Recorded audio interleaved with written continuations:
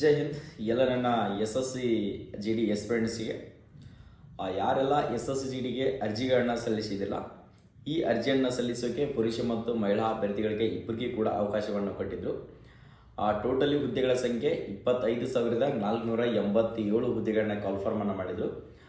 ಪ್ರತಿಯೊಂದು ವಿದ್ಯಾರ್ಥಿಗೆ ಡೌಟ್ ಕಾಡ್ತಾ ಇದೆ, ಸರ ಈ ಸರಿ ಎಷ್ಟು ಅರ್ಜಿಗಳನ್ನು ಸಲ್ಲಿಸಿದ್ದಾರೆ, ಕಾಂಪಿಟೇಷನ್ ಯಾವ ಥರ ಆಗ್ತಾ ಇದೆ, ನಮ್ಮ ಕರ್ನಾಟಕದಲ್ಲಿ ಎಷ್ಟು ಅಪ್ಲಿಕೇಶನ್ಗಳು ಬಿದ್ದಿದ್ದಾವೆ ಅಂತ ಹೇಳಿ ಒಂದಿಷ್ಟು ಜನಕ್ಕೆ ಡೌಟ್ ಇದೆ. ಯಾಕಂದರೆ RTI ರಿಪ್ಲೈ ಅಂದರೆ ಆಲ್ ಓವರ್ ಇಂಡಿಯಾದಲ್ಲಿ ಎಷ್ಟು ಅರ್ಜಿಗಳನ್ನ ಸಲ್ಲಿಸಿದ್ದಾರೆ ಅಂತ ಹೇಳಿ ನಿಮ್ಗೆ ರಿಪ್ಲೈನ ಕೊಡ್ತಾರೆ.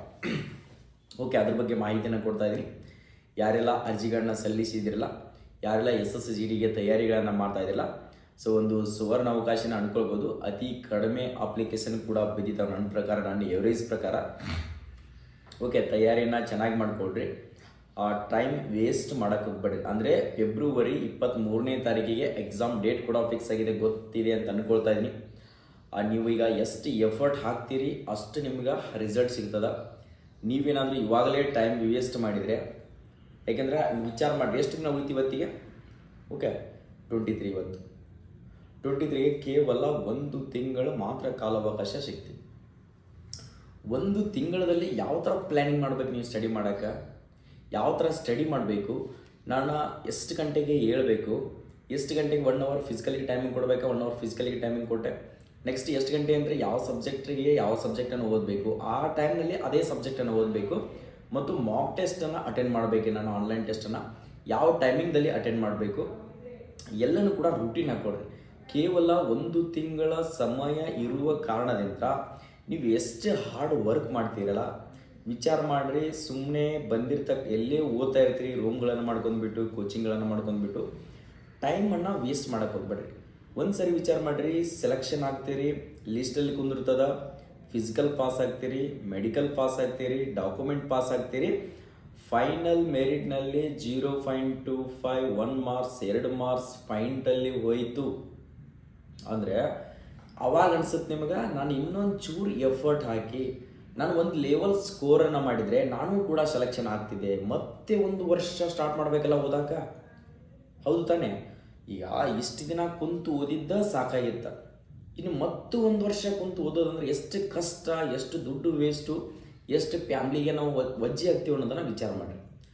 ಈಗ ನಾವು ಕೋಚಿಂಗ್ ತೊಗೊಳ್ತಾ ಇದ್ದೀವಿ, ಸ್ಟಡಿ ಮಾಡ್ತಾ ಇದ್ದೀವಿ, ಎಲ್ಲಾದರೂ ರೂಮ್ ಮಾಡಿ ಅಂದರೆ ಈ ಎಫರ್ಟ್ ಹಾಕಿ SSGDಗೆ ಹಾಕಾಕತ್ತೀವಿ, ಅದನ್ನೇ ಜಾಸ್ತಿ ಎಫರ್ಟ್ ಹಾಕಿದರೆ ಮುಗಿದೋಗುತ್ತಲ್ಲ, ಮತ್ತೆ 1 ಇಯರ್ ಕುತ್ಕೊಳ್ಳೋದು ಯಾಕೆ ಓದುವುದರಲ್ಲಿ. ಸೊ ಮೈಂಡ್ ಸೆಟ್ಟನ್ನು ಒಂದು ಸರಿ ವಿಚಾರ ಮಾಡಿರಿ. ನೀವೇನಾದರೂ ಮೊಬೈಲ್ಗಳನ್ನು ಜಾಸ್ತಿ ಯೂಸ್ ಮಾಡ್ತಾ ಇದ್ರೆ ಅವಾಯ್ಡ್ ಮಾಡಿರಿ. ನಾನು ಈ ಸರಿ SSGD ವರದಿಯನ್ನು ಹಾಕ್ಕೊಳ್ಳೇಬೇಕು. ನನ್ನ ಫ್ಯಾಮ್ಲಿ ಬ್ಯಾಕ್ಗ್ರೌಂಡ್ ಸರಿ ಇಲ್ಲ, ನನ್ನ ಫ್ಯಾಮ್ಲಿ ಬ್ಯಾಕ್ಗ್ರೌಂಡಲ್ಲಿ ದುಡ್ಡಿನ ಪ್ರಾಬ್ಲಮ್ ಇದೆ, ಫೈನಾನ್ಷಿಯಲ್ ಪ್ರಾಬ್ಲಮ್ ಇದೆ. ಸೊ ಅದ್ರ ಜೊತೆಗೆ ನನ್ನ ಅಪ್ಪ ಅಮ್ಮಗೆ ಕೆಲಸ ಮಾಡೋಕ್ಕೂ ಆಗ್ತಾಯಿಲ್ಲ, ನಾನೇ ದುಡ್ದು ಹಾಕಬೇಕು.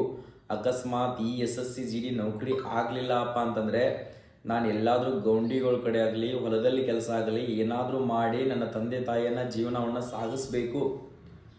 ಪ್ಲ್ಯಾನ್ ಹಾಕು, ವಿಚಾರ ಮಾಡು. ಒಂದು ಸಾರಿ ಕೇವಲ ನೀನು ಮಾರ್ನಿಂಗ್ ಎದ್ದ ತಕ್ಷಣ ವಿಚಾರ ಮಾಡು, ಮಲ್ಕೊಳ್ತಿರ್ತೀಯಲ್ಲ ಅವಾಗ ವಿಚಾರ ಮಾಡು, ನಾನು ಏನು ಮಾಡಬೇಕು ಮಾರ್ನಿಂಗ್ ಎದ್ದ ತಕ್ಷಣ. ಪ್ಲ್ಯಾನ್ ಅಡ್ವಾನ್ಸಾಗೆ ಇಟ್ಕೊಳ್ಬೇಕು, ಅಂದ್ರೆ ಮಾತ್ರ ಸಕ್ಸಸ್ ಆಗೋಕ್ಕೆ ಸಾಧ್ಯ ಆಗುತ್ತಾ. ನೀನು ಎನಿ ಟೈಮ್ ಸಿಕ್ಕಾಗ ರನ್ನಿಂಗ್ ಓಡೋದು, ಫುಲ್ ಟೈಮ್ನಾಗ ಯಾವಾಗ ಬೇಕಾದಾಗ ಸ್ಟಡಿ ಮಾಡೋದು, ನಿನಗೆ ವಿಚಾರ ಬಂದಾಗ ಯಾವುದ್ಯಾವುದೋ ಸಬ್ಜೆಕ್ಟ್ಗಳನ್ನು ಓದೋದು, ಯಾವಾಗ ಬೇಕಾದಾಗ ಮಾಕ್ ಟೆಸ್ಟ್ ಆಡೋದು, ಆ ಥರ ಮಾಡೋಕ್ಕೆ ಹೋಗಬೇಡಿ ಪ್ಲೀಸ್. 1 ತಿಂಗಳ ಕಾಲಾವಕಾಶ ಇದೆ, ಕರೆಕ್ಟಾಗಿ ರೂಟೀನ್ ಮೇಂಟೈನ್ ಮಾಡಿಕೊಡ್ರಿ. ಕರೆಕ್ಟಾಗಿ ಫುಡ್ಡು ಹೆಲ್ತು ಕೂಡ ಇಂಪಾರ್ಟೆಂಟ್ ಆಗುತ್ತೆ. ಏನಾದರೂ ಆರಾಮ್ ತಪ್ಪಿಯಪ್ಪ ಅಂದರೆ ಮತ್ತೆ 4-5 ದಿನ ನೀನು ಹಾಸ್ಪಿಟಲ್ ಹೋಗಿ ಟ್ಯಾಬ್ಲೆಟ್ಸ್ ತೊಗೊಂಡು ಅದೆಲ್ಲನೂ ಕೂಡ ಮಾಡಿದ್ರೆ 4-5 ದಿನ ವೇಸ್ಟ್ ಆಗುತ್ತೆ, ಮನುಷ್ಯ ವೀಕ್ನೆಸ್ ಆಗುತ್ತೆ. ನಿಮ್ಮ ಹೆಲ್ತ್ ಕೂಡ ಎಷ್ಟು ಹೆಲ್ದಿಯಾಗಿರ್ತದಲ್ಲ ಅಷ್ಟು ನೀವು ಆರಾಮ್ಸಾಗಿ ಎಕ್ಸಾಮನ್ನು ಕ್ರ್ಯಾಕ್ ಮಾಡೋಕ್ಕೆ ಸೊ ಈಸಿ ಆಗುತ್ತೆ. ಅದ್ರ ಜೊತೆಗೆ ಫಿಸಿಕಲ್ ಕೂಡ ಮಾಡ್ಕೊಳ್ತಾ ಇರಿ. ಫಿಸಿಕಲ್ ಮಾಡೋಕ್ಕಾಗಲಿಲ್ಲಪ್ಪ ಅಂದರೂ ಅದೇ ಟೈಮ್ ವೇಸ್ಟ್ ಮಾಡೋದನ್ನು ನೀವು ಸ್ಟಡಿಗೆ ಹಾಕ್ಬೋದು. ಓಕೆ, ನಾನು ಫಿಸಿಕಲ್ ಮಾಡ್ಕೊಳ್ತೀನಿ ಸರ್ ಅಂತಿರ್ತಕ್ಕಂಥವ್ರು ಕೂಡ ಫಿಸಿಕಲ್ ಬಗ್ಗೆ ಬಿಟ್ಕೇಸಿಂದ ಎಕ್ಸಾಮಿಗೆ ತಯಾರಿಯನ್ನು ಚೆನ್ನಾಗಿ ಮಾಡಿಕೊಳ್ರಿ. ಈ ಸಾರಿ ನೀವು ಸ್ಕೋರ್ ಎಷ್ಟು ಮಾಡಬಹುದು ವಿಚಾರ ಮಾಡಿ. ಅದ್ರ ಜೊತೆಗೆ ಪಕ್ಕ ಹೇಳ್ತಾ ಇದ್ದೀನಿ, ಈ ಸರಿ ನೀವು ಅಂದಾಜು ಎಷ್ಟು ಅಪ್ಲಿಕೇಶನ್ ಬಿದ್ದಿದ್ದಾವೆ ಅಂತೇಳಿ ತೋರಿಸ್ಕೊಡ್ತೀನಿ ನಿಮ್ಗೆ. ಈ ಸರಿ ಆಲ್ ಓವರ್ ಇಂಡಿಯಾದಲ್ಲಿ 25,487 ಹುದ್ದೆಗಳಿಗೆ ಎಷ್ಟು ಅರ್ಜಿಗಳನ್ನ ಸಲ್ಲಿಸಿದ್ದಾರೆ. 2024ರಲ್ಲಿ ಕಾಲ್ಫಾರ್ಮನ್ನು ಮಾಡಿದರೆ SSGDಯನ್ನು ಲಕ್ಷದ, ಸೊ ಟೋಟಲಿ ಬಂದ್ಬಿಟ್ಟು 47.4 ಲ್ಯಾಕ್ ಅಂದರೆ ಇಷ್ಟು ಅರ್ಜಿಗಳನ್ನ ಸಲ್ಲಿಸಿದರು. ನೆಕ್ಸ್ಟ್ 2022ರಲ್ಲಿ 53.5 ಲ್ಯಾಕ್. ನೆಕ್ಸ್ಟ್ 2021ರಲ್ಲಿ 71.6. ಓಕೆ, 2025 ರಿಕ್ರೂಟ್ಮೆಂಟು, ಇವಾಗ 2025 ಹಿಂದಿನ ರಿಕ್ರೂಟ್ಮೆಂಟ್ ಆಯ್ತಲ್ಲ, ಅವಾಗ ಎಷ್ಟಿದು 53,000 ಹುದ್ದೆಗಳು, ಏನು ಫೈನಲಿಸ್ಟನ್ನು ಬಿಟ್ಟಲ್ಲ, ಅವಾಗ ಎಷ್ಟಿದು 53,000 ಹುದ್ದೆಗಳಿದ್ದಾಗ 52 ಲಕ್ಷ ಮಂದಿ ಮಾತ್ರ ಅರ್ಜಿಗಳನ್ನ ಸಲ್ಲಿಸಿದರು. ಈ ಸರಿ ಹುದ್ದೆಗಳ ಸಂಖ್ಯೆ ಎಷ್ಟು? 25,487 ಹುದ್ದೆಗಳು. ಅಪ್ಲಿಕೇಶನ್ ಎಷ್ಟಾಗಿದ್ದಾರೆ? 48,83,309 ಮಂದಿಗಳು ಅರ್ಜಿಗಳನ್ನು ಸಲ್ಲಿಸಿದ್ದಾರೆ. ಎಷ್ಟು ಕಾಂಪಿಟೇಷನ್ ಇದೆ, ಎಷ್ಟು ವೇಕೆನ್ಸಿಗಳಿದಾವೆ ವಿಚಾರ ಮಾಡಿರಿ ನೀವು. ಗೊತ್ತಾಯ್ತಾ? ಇಷ್ಟು ಕಾಂಪಿಟೇಷನ್ ಇದೆಯಪ್ಪ ಅಂತಂದರೆ ಎಷ್ಟು ವಿಚಾರ ಮಾಡಿರ್ತವೆ. 48,83,309 ಜನಗಳು SSCGDಗೆ ಅರ್ಜಿಗಳನ್ನ ಸಲ್ಲಿಸಿದ್ದಾರೆ. ಓಕೆ, ಅದರೊಳಗಡೆ ಸ್ಟೇಟ್ ವೈಸ್ ವೇಕೆನ್ಸಿ ಇರ್ತಾವೆ. ಬಟ್ ನೀವೇನು ವಿಚಾರ ಮಾಡ್ತಾರೆ, ನಮ್ಮ ಸ್ಟೇಟಿಗೆ ಕಡಿಮೆ ಇದಾವೆ, ಅದು ಏನಿಲ್ಲ. ಯಾಕೆ ಎಷ್ಟು ಜನ ಆಗಿದ್ದಾರೆ SSCGD? ಸಾಕಷ್ಟು ಜನ ಆಗಿದಾರಲ್ಲ, ಅದು ಸಂಬಂಧ ಇರಲ್ಲ. ನೀವು ಹಾಕುವಂಥ ಎಫರ್ಟ್ ಮೇಲೆ ಇರ್ತದೆ. ಎಲ್ಲರೂ ಕೂಡ ಎಕ್ಸಾಮ್ ಬರೀತಾರೆ ಅಂತಂದರೆ ಎಲ್ಲರೂ ಕೂಡ ಪಾಸ್ ಆಗೋಕ್ಕೆ ಸಾಧ್ಯ ಇಲ್ಲ. ಒಂದಿಷ್ಟು ಜನ ಇರ್ತಾರೆ ಅಪ್ಲಿಕೇಶನ್ ಹಾಕೋದು, ಹೋಗಿ ಎಕ್ಸಾಮ್ ಬರೋದು ಆ ಥರ ಮಾಡ್ತಿರ್ತಾರೆ. ಯಾರು ಎಫರ್ಟ್ ಹಾಕ್ತೀರಿ, ಯಾರು ಹಾರ್ಡ್ ವರ್ಕ್ ಮಾಡ್ತೀರಿ, ಅಂಥವ್ರಿಗೆ 100% ಸಕ್ಸಸ್ ಆಗೋಕ್ಕೆ ಸಾಧ್ಯ. ಹಾರ್ಡ್ ವರ್ಕ್ ಮಾಡಿಲ್ಲ ಅಂತಂದರೆ ಡೈರೆಕ್ಟಾಗಿ ಯಾರು ಪಾಸ್ ಆಗೋಕ್ಕೆ ಸಾಧ್ಯ ಹೇಳಿ? ಆಗೋದೇ ಇಲ್ಲ. ನೋಡಿರಿ, ಒಂದು ಸರಿ ನೀವು ಡಿಫೆನ್ಸ್ ವರ್ತಿಯನ್ನು ಹಾಕೊಳ್ಬೇಕಂದ್ರೆ ಎಕ್ಸಾಮ್ ಪಾಸ್ ಆಗಬೇಕು, ಫಿಸಿಕಲ್ ಪಾಸ್ ಆಗಬೇಕು, ಮೆಡಿಕಲ್ ಪಾಸ್ ಆಗಬೇಕು, ಡಾಕ್ಯುಮೆಂಟ್ ಪಾಸ್ ಆಗಬೇಕು, ಮತ್ತು ಫೈನಲ್ ಮೆರಿಟ್ನಲ್ಲಿ ಪಾಸ್ ಆಗಬೇಕು. ಇಷ್ಟೆಲ್ಲ ಸ್ಟೆಪ್ಗಳನ್ನು ಪಾಸ್ ಆಗ್ತಾ ಬಂದರೆ ಮಾತ್ರ ಫೈನಲ್ ವರ್ದಿ ಹಾಕೊಳ್ಳೋಕ್ಕೆ ಅವಕಾಶ ಸಿಗುತ್ತೆ. ಅದರಲ್ಲಿ ಯಾವುದಾದ್ರೂ ಒಂದು ಮಿಸ್ ಹೊಡಿತೀಯಪ್ಪ ಅಂತಂದರೆ ಸೊ ಮತ್ತೆ ಹೊರಗಡೆ ಬರಬೇಕಾಗತ್ತೆ. ಹಾಕುವಾಗ ಇದೇನಿದೆ ಎಕ್ಸಾಮ್ ತರಬೇತಿಯನ್ನು, ಸೊ ಫಿಸಿಕಲಲ್ಲಿ ಏನೋ ಹೈಟು, ಸೊ ಮೆಡಿಕಲ್ಲು ಏನೋ ಪ್ರಾಬ್ಲಮ್ ಇದ್ದರೂ ಕೂಡ ರನ್ನಿಂಗ್ ಅಂಕಿ ನಿಮ್ಮ ಕೈ ಆಗಿರ್ತದೆ. ಓಕೆ, ಜಸ್ಟ್ ನೋಡ್ಕೊಳ್ರಿ. ನೆಕ್ಸ್ಟ್ ಎಕ್ಸಾಮ್ ಓದಾಕತ್ತೀರಪ್ಪ ಅಂದರೆ ನಿಮ್ಮ ಕೈಲಿ ನೀವು ಎಷ್ಟು ಹಾರ್ಡ್ ವರ್ಕ್ ಮಾಡ್ತೀರಿ ಅಷ್ಟು ಸ್ಕೋರ್ ಆಗುತ್ತೆ. ಸುಮ್ಮನೆ ಸರ್ ನಂದು ಅದು ಆಗಲಿಲ್ಲ ಇದು ಆಗಲಿಲ್ಲ ಯಾವುದೇ ಥರ ಅಂತ ರೀಸನನ್ನು ಹೇಳಕ್ಕೆ ಹೋಗಬೇಡಿ. ಆ ರಿಕ್ವೆಸ್ಟ್ ಅನ್ನೊಂದು ಪ್ರತಿಯೊಬ್ಬರು ಕೂಡ ಸ್ಟಡಿ ಮಾಡಿಕೊಡ್ರಿ. ಇನ್ಮೇಲೆ 1 ತಿಂಗಳ ಮಾತ್ರ ಕಾಲಾವಕಾಶ ಇದೆ. ನಿಮ್ಗೆ ಸ್ಲಾಟ್ ಬುಕ್ಕಿಂಗ್ ಬಂತಂದ್ರೆ ಅಡ್ವಾನ್ಸ್ ಆಗೇ ಹೇಳ್ತೀನಿ, ಸ್ಲಾಟ್ ಬುಕ್ಕಿಂಗ್ ಈ ಡೇಟಿಗೆ ಬರ್ತದೆ, ಈ ಡೇಟಿಗೆ ನೀವು ಮಾಡ್ಕೊಳ್ಬೇಕು. ಯಾವ ಥರ ಮಾಡ್ಕೊಳ್ಬೇಕು ಅನ್ನೋದು ಕೂಡ ನಾನು ಲೈವ್ ಆಗಿ ವಿಡಿಯೋನ ತೋರಿಸ್ತೀನಿ. ನೀವು ಎಷ್ಟು ಬೇಗ ಸ್ಲಾಟ್ ಬುಕ್ಕಿಂಗ್ ಮಾಡ್ಕೊಳ್ತಿರಲ್ಲ ಅಷ್ಟು ನಿಮ್ದು ಲಾಸ್ಟಿಗೆ ಬರ್ತದೆ ಎಕ್ಸಾಮ್.